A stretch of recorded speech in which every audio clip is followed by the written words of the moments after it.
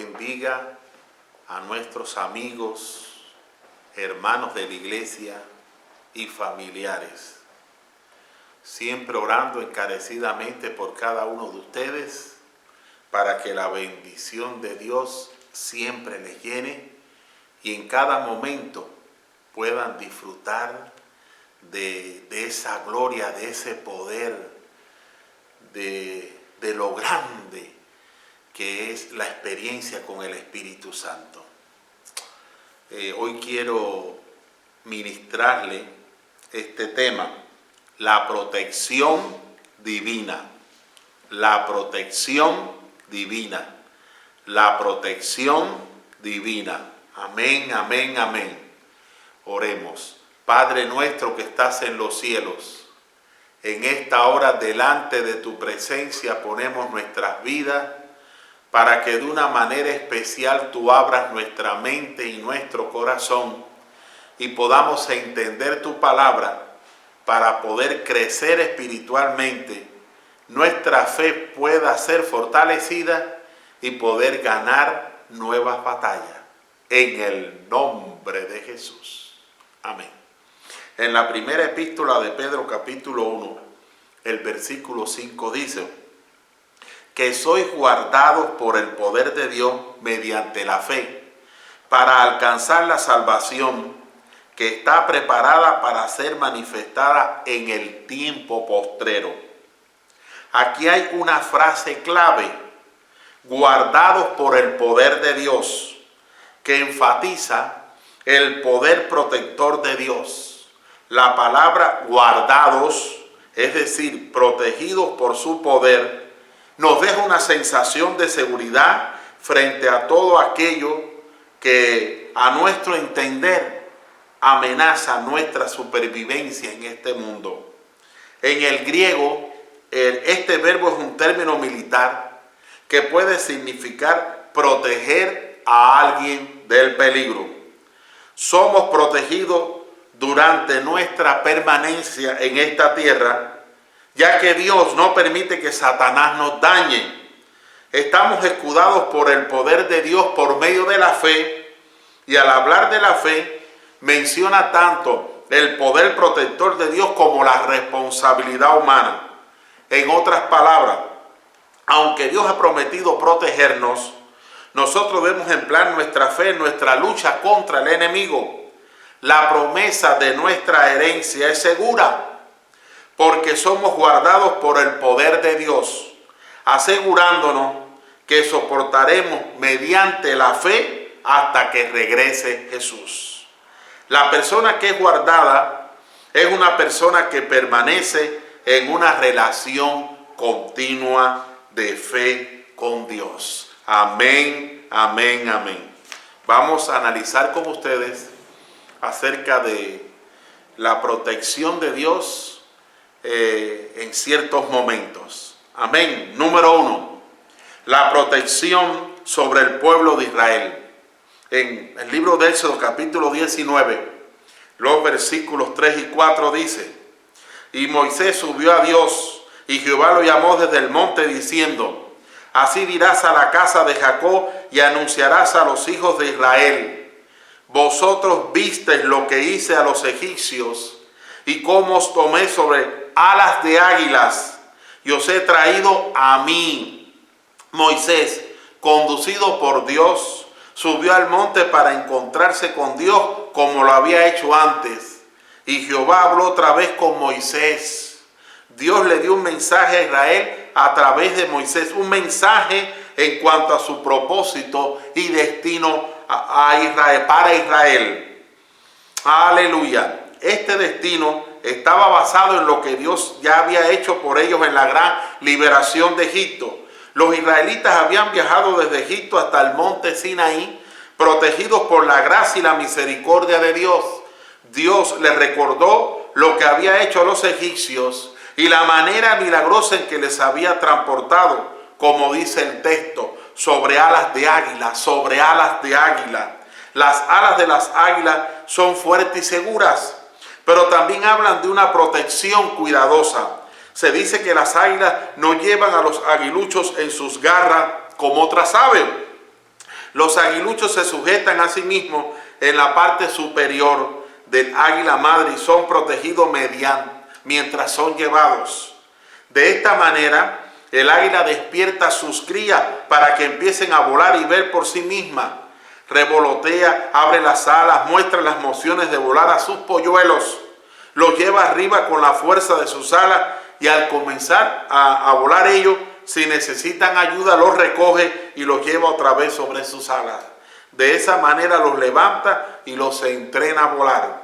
Cualquier flecha de un cazador debe pasar a través de la madre antes de que pueda tocar el aguilucho que lleva en su parte posterior. La liberación, os tomé sobre alas de águila, era para compañerismo, os he traído a mí. Dios no liberó a Israel para que ellos pudieran vivir apartados de Dios, sino para que ellos fueran el pueblo de Dios. Hay varias lecciones en esto para nosotros. Dios es muy cuidador de su pueblo, nos protege como el águila cuida de su nido. Podemos y debemos confiar en Dios. ¡Aleluya! El Salmo 17:8 dice, guárdame como a la niña de tus ojos, escóndeme bajo la sombra de tus alas. El Salmo 36:7 dice, cuán preciosa, oh Dios, es tu misericordia. Por eso los hijos de los hombres se ampararán bajo la sombra de tus alas. El Salmo 57:1 dice, ten misericordia de mí, oh Dios, ten misericordia de mí, porque en ti ha confiado mi alma. Y en la sombra de tus alas me ampararé hasta que pasen los quebrantos. El Salmo 61:4 dice, yo habitaré en tu tabernáculo para siempre, estaré seguro bajo la cubierta de tus alas. Y el Salmo 91:4 dice, con sus plumas te cubrirá y debajo de sus alas estarás seguro. Escudo y adarga es su verdad. Y en el libro de Ruth capítulo 12, el verso 12 dice voz a Ruth, Jehová recompense tu obra y tu remuneración sea cumplida de parte de Jehová Dios de Israel, bajo cuyas alas has venido a refugiarte. A lo largo del camino recorrido, Dios les llevó sobre aquellas alas, de la misma manera en que Él nos conduce en la actualidad. Él nos guía por su gracia, bondad y misericordia, y nosotros vivimos por la fe. Aleluya. Número 2, la protección sobre Job.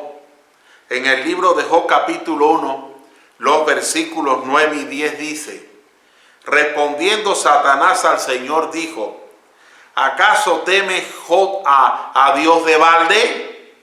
¿No le has rodeado de tu protección a él y a su casa y a todo lo que tiene? El trabajo de sus manos has bendecido y por eso sus bienes han aumentado sobre la tierra.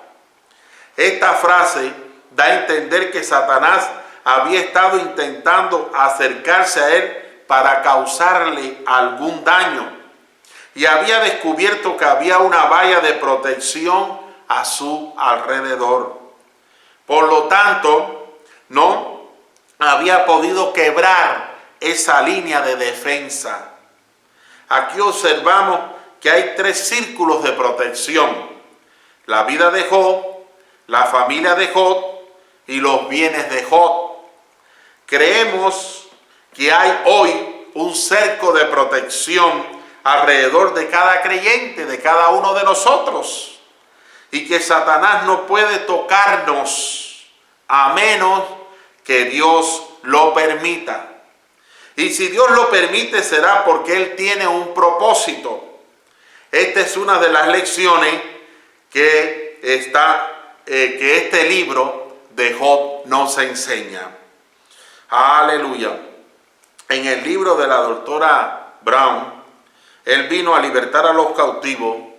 Ella cuenta lo que le ocurrió la última visita que vino aquí a California, donde este incidente le encaminó a aceptar a Cristo en su corazón.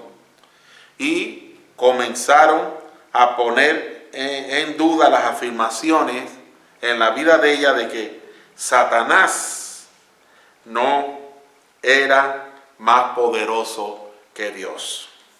Él dice que el gran sacerdote la reunió a varios de ellos y les dijo que había una familia en el vecindario que estaba interfiriendo a Satanás. Estaban logrando que muchos miembros de la secta se pasaran al enemigo, a Jesucristo, y estaban siendo una molestia. Satanás había ordenado que los mataran. Salimos hacia la casa a destruir a aquella gente, y dice ella que aunque no le gustaba mucho el plan, pero no tenía otra alternativa, si desobedecía, la mataban. Para nuestra sorpresa, al llegar al lindero mismo de la propiedad de aquella familia, dice que no pudimos seguir adelante. Toda el área estaba rodeada de enormes ángeles. Estaban de pie junto uno al otro y tomados de la mano. Dice que vestían largas túnicas blancas y estaban tan juntos que se tocaban los hombros. No tenían armadura ni armas. Nadie pudo pasar por mucho que lo intentamos. Cualquier proyectil que les lanzáramos, dice que rebotaba y no les hacía daño. Dice que los demás miembros de la secta se ponían más y más furiosos a medida que transcurrían los minutos. Uno de los ángeles me miró a los ojos y me dijo, en la voz más dulce que jamás había escuchado, ¿por qué no aceptas a Cristo como tu Señor? Si sigues por la senda en que andas, serás destruida. Satanás te odia, pero Jesús te amó tanto que murió por ti. Piénsalo, por favor, y entrégale tu vida a Jesús. Dice que allí terminó la batalla para mí. No quise insistir en romper el cerco. Dice, estaba aturdida. Los demás continuaron intentando un rato más, pero nadie logró nada. Dudo que la familia se haya siquiera enterado de la batalla que se libraba fuera de su casa. Estaban completamente protegidos. Ese es el Dios que usted tiene y ese es el Dios que yo tengo, que siempre nos protege. Amén, amén, amén. Absolutamente nadie pudo pasar a través de los ángeles. En lo más íntimo me sentí agradecida a través de los ángeles. ¿Ok? Porque no pudo, dice que como no pudo pasar ese cerco que ellos tenían, esta experiencia le ayudó a que pudiera rendir su vida a Cristo. Amén, amén, amén. Número 3, la protección sobre los jóvenes hebreos. Aleluya. Aquí tenemos la historia en el libro de Daniel, el capítulo 3, los versículos del 16 al 30. Ustedes en sus hogares lo van a leer, que es la historia de Sadrach, Mesach y Abednego. Ellos no tenían necesidad de defenderse. Su culpa en el asunto era claro. Ellos no se iban a inclinar hacia esa imagen. Y con todo y esto, estos varones mostraron un buen entendimiento y la apreciación del gran poder de Dios. De hecho, ellos sabían que Dios era capaz de salvarles de ambos, del horno de fuego ardiente y de la mano del mismo Nabucodonosor. La expresión, y si no, con esto los varones judíos mostraron que ellos tenían un buen entendimiento y apreciación de sujeción a Dios. Ellos sabían del poder de Dios, pero ellos también sabían que debían de hacer lo correcto, aun cuando Dios no hiciera exactamente lo que ellos esperaban o creían que Él haría. A menudo nos quejamos sobre nuestros derechos y sobre lo que es justo, A menudo es mejor el estar firmes y soportar nuestra dificultad, dejando nuestro destino en las manos de Dios. Amén, amén, amén. Cuando ellos rechazaron adorar la estatua, tomó una gran fe expresar que no se postraran frente a esa imagen.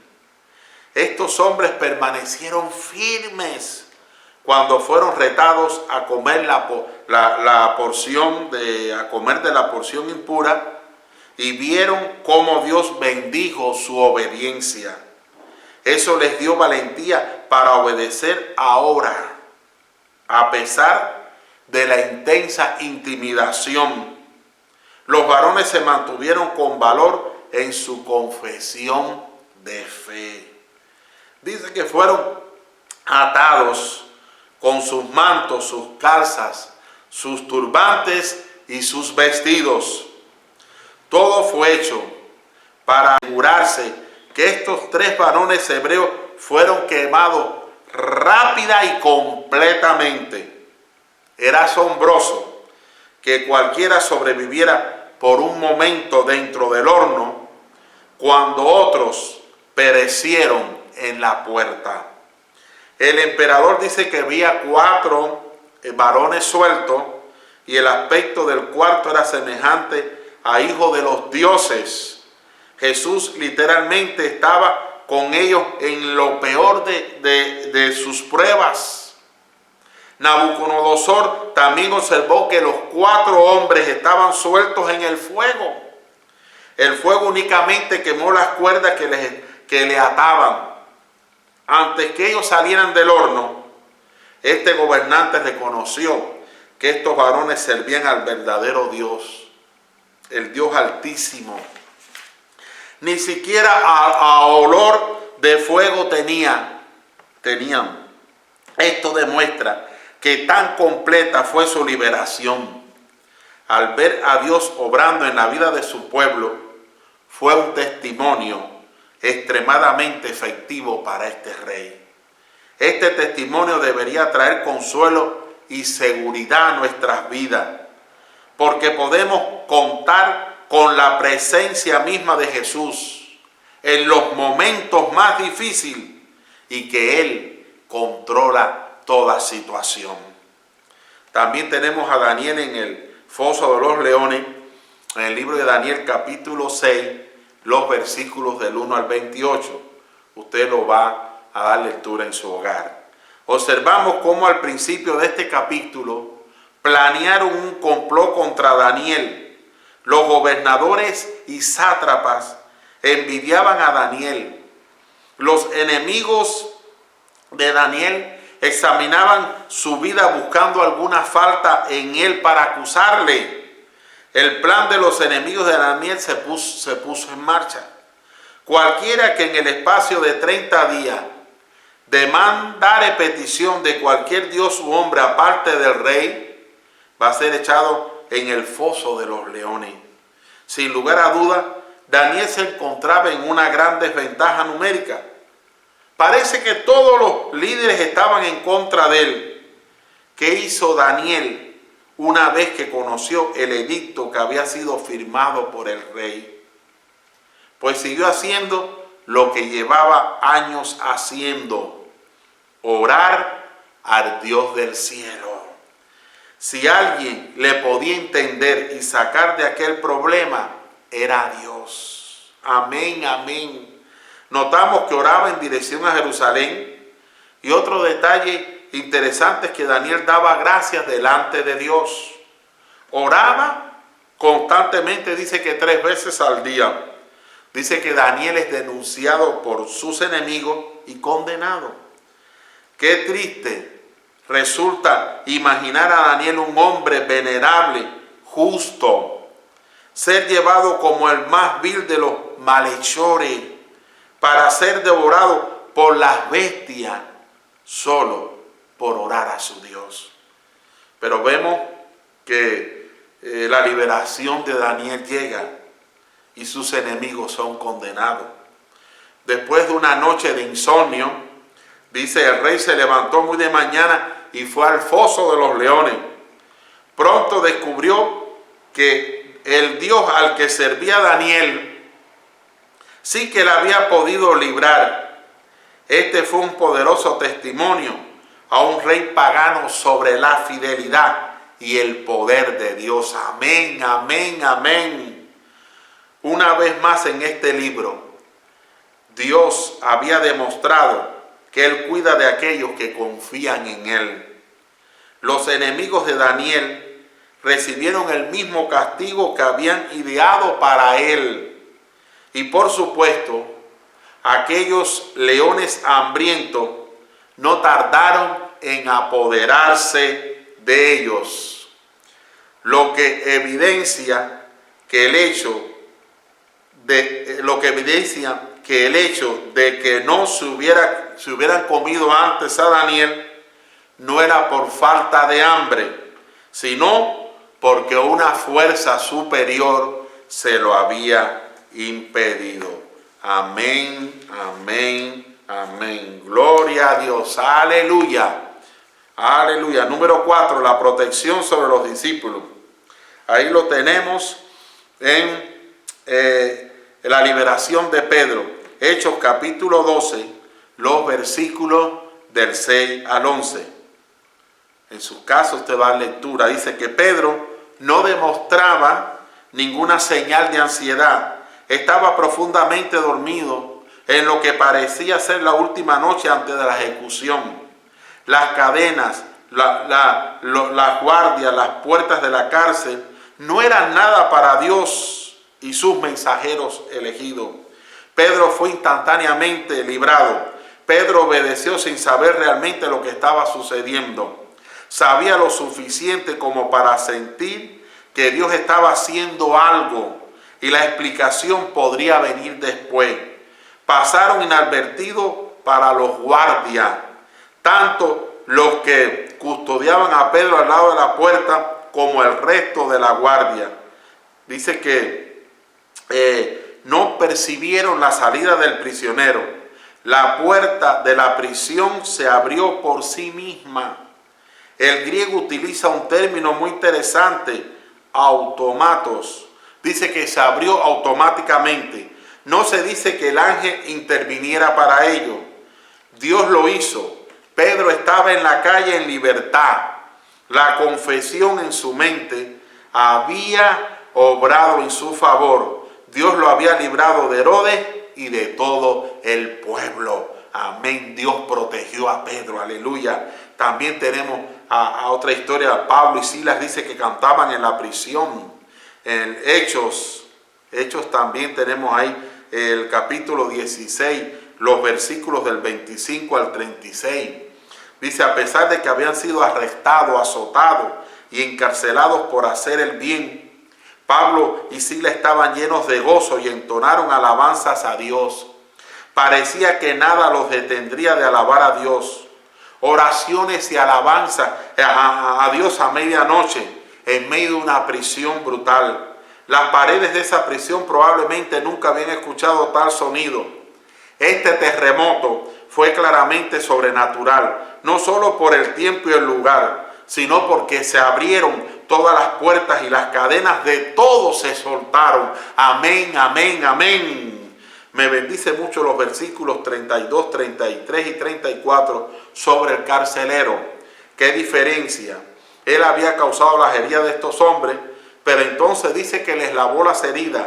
Era un hombre totalmente transformado. En una sola noche fueron azotados, arrojados en la cárcel, liberados por la intervención directa de Dios y finalmente agasajados en la casa de estos alegres recién convertidos a Cristo. Aleluya, aleluya. Número 5, la protección sobre nosotros los cristianos. Ahí tenemos allá en la epístola de Judas, capítulo 1, el versículo 1. Judas, siervo de Jesucristo y hermano de Jacobo, a los llamados, santificados en Dios Padre y guardados en Jesucristo. El escritor utilizó la palabra guardar 4 veces y que les dio a aquellos creyentes la seguridad de que estaban guardados en Jesucristo. Quiso decir que Dios era quien los guardaba, quien los preservaba, quien los defendía y quien los había colocado en un lugar seguro. Amén, amén, amén. Este pensamiento se expresa en el versículo 21, donde dice conservaos en el amor de Dios, y después también el versículo 24 que dice y aquel que es poderoso para guardaros sin caída. Esta idea tiene que ver con el poder protector de Dios para guardar a aquellos que son suyos, aquellos que le pertenecen. Desde cualquier punto de vista que lo consideremos, estas palabras dan a los creyentes la seguridad que necesitan. Estas palabras son un eco de la oración de Jesús por sus discípulos. Cuando estaba con ellos en el mundo, yo los guardaba en tu nombre. A los que me diste, yo los guardé. Como dice Juan 17:12, que es la primera petición de Jesús por sus discípulos. Padre, guárdalos. Amén, amén. Y por medio de esta vigilancia espiritual constante, Jesús había guardado a los suyos, protegiéndolos contra la apostasía.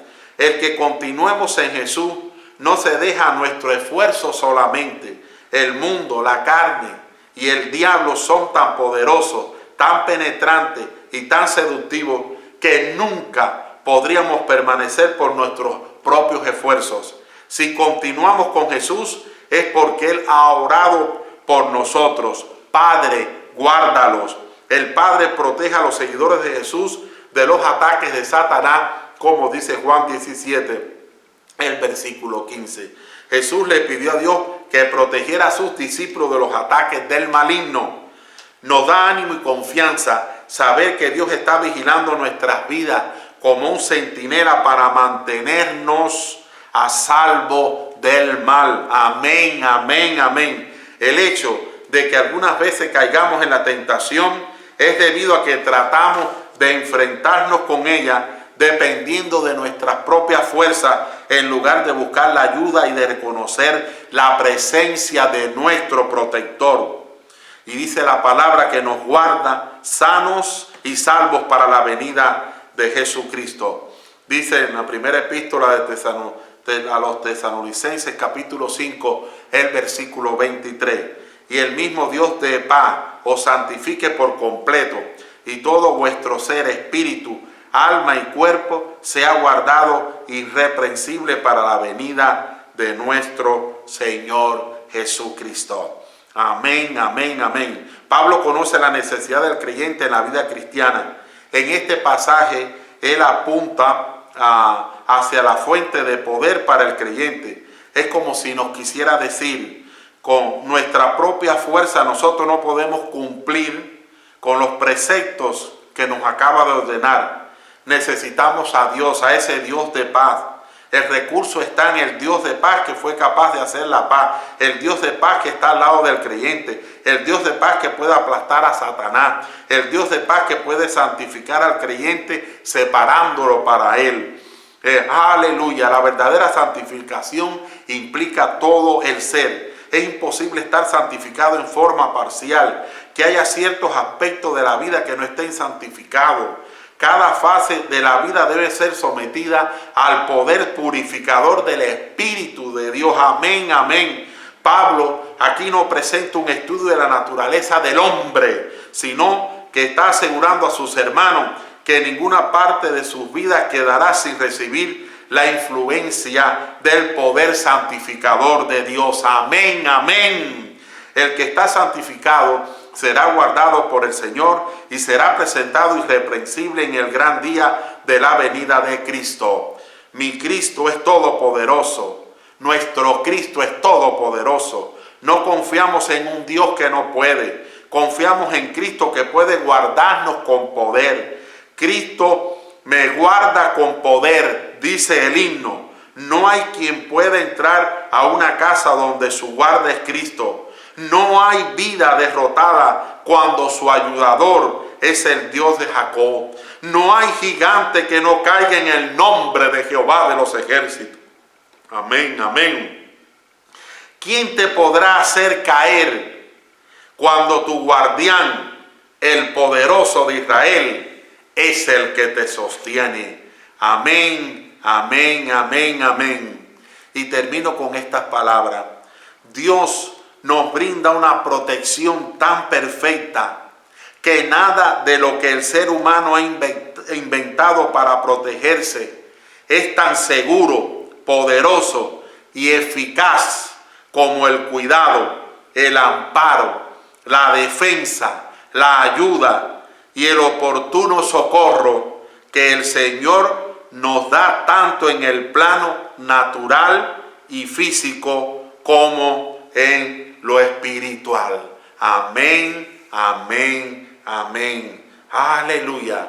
Recuérdese, hermano, recuérdese, hermana, nuestras vidas están protegidas por el poder de Dios, mediante la fe. Amén. Oremos.